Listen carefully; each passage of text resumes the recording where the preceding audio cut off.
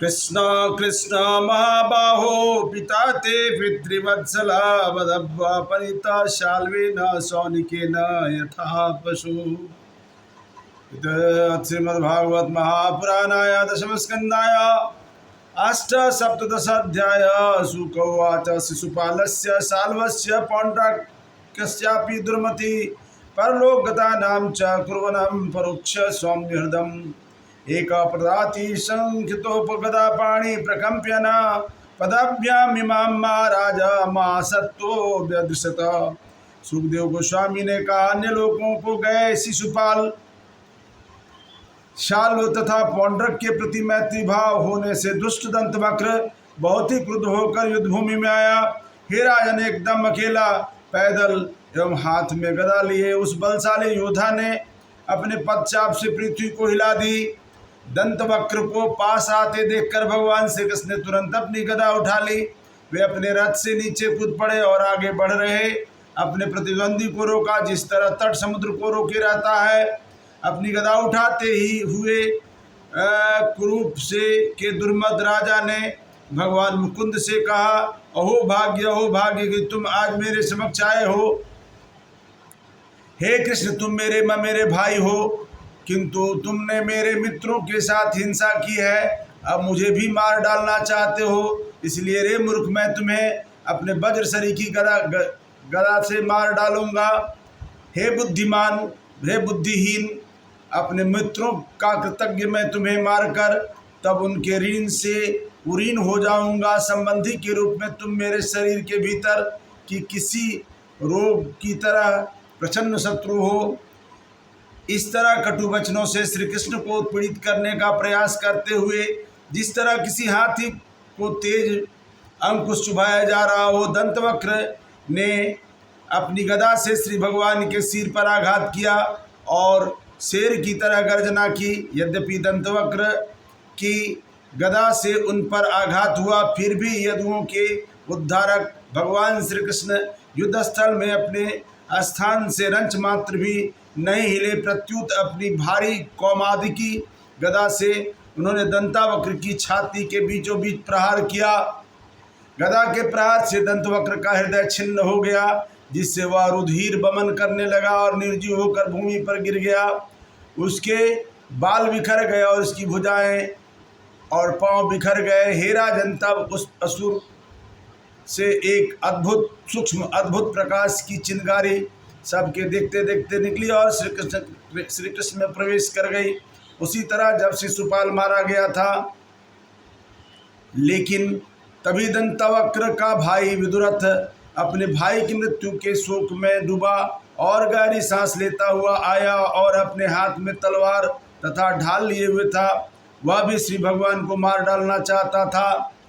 हे राजेंद्र, ज्यों ही विदुरथ ने श्री कृष्ण पर आक्रमण किया, उन्होंने अपने छुरे जैसी धार वाले सुदर्शन चक्र से उसके सिर को मुकुट तथा कुंडलों समेत काट डाला।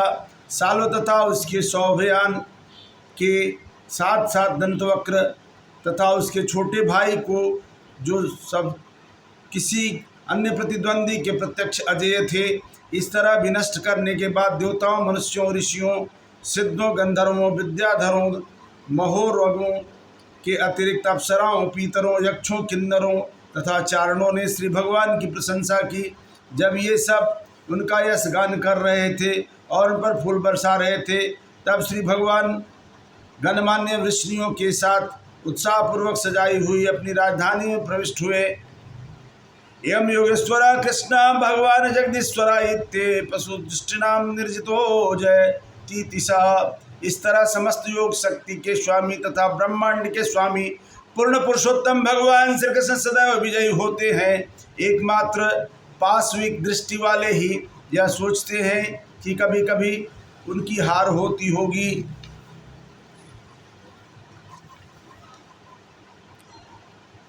तब भगवान श्री बलराम ने सुना कि कुरुगण पांडवों के साथ युद्ध की तैयारी कर रहे हैं।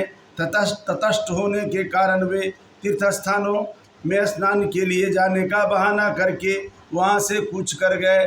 प्रभास में स्नान करके तथा देवताओं, ऋषियों एवं पितरों एवं वरेशु मानवों का सम्मान करने के बाद वे ब्राह्मणों के साथ सरस्वती के उस भाग में गए जो पश्चिम में समुद्र की ओर बहती है।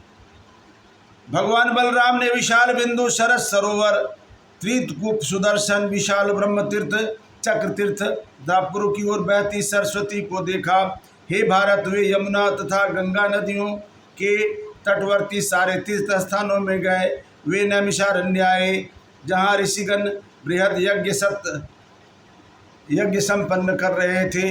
भगवान के आगमन पर उन्हें पहचान लेने पर दीर्घ काल से यज्ञ कर रहे मुनियों ने खड़े होकर नमस्कार करके और उनकी पूजा करके समुचित ढंग से उनका सत्कार किया। अपने दल समेत इस प्रकार पूजित होकर भगवान ने सम्मान आसन ग्रहण किया। तब उन्होंने देखा कि श्री व्यासदेव का शिष्य रोमहर्षण बैठा ही रहा था। भगवान श्री बलराम यह देखकर अत्यंत क्रुद्ध हुए कि सुत जाति का यह सदस्य किस तरह उठकर खड़े होने, नमस्कार करने या हाथ जोड़ने में विफल रहा और किस तरह समस्त विद्वान ब्राह्मणों से ऊपर बैठा हुआ है। भगवान बलराम चूंकि अनुचित रीति के शंकर विवाह से उत्पन्न यह मूर्ख इन सारे ब्राह्मणों से ऊपर बैठा है और मुझ धर्मरक्षक से भी ऊपर, इसलिए यह मृत्यु का पात्र है। यद्यपि वह दिव्य मुनि श्री व्यासदेव का शिष्य है और उसने उनसे अनेक शास्त्रों को भली भांति सीखा है, जिसमें धार्मिक कर्तव्यों की संहिताएं, इतिहास तथा पुराण सम्मिलित हैं, किंतु इन सारे अध्ययन से उसमें सद्गुण उत्पन्न नहीं हुए। प्रत्युत उसका शास्त्र अध्ययन किसी नट के द्वारा अपना अंश अध्ययन करने की तरह है, क्योंकि वह न तो आत्मसंयमी है न विनीत है। वह व्यर्थ ही विद्वान होने का स्वांग रचता है, क्योंकि वह अपने मन को जीत सकने में विफल रहा है। इस संसार में मेरे अवतार का उद्देश्य ही यह है कि ऐसे दिखावटी लोगों का वध किया जाए जो धार्मिक बनने का स्वांग रचते हैं। निसंदेह वे सबसे बड़े पापी और धूर्त हैं। सुखदेव गोस्वामी ने कहा, यद्यपि भगवान बलराम ने अपवित्र लोगों को मारना बंद कर दिया था, किंतु रोमहर्षण की मृत्यु तो होनी ही थी। इसलिए ऐसा कहकर भगवान ने उस घास का एक तिनका उठाया और उसकी नोक से छूकर उसे मार डाला।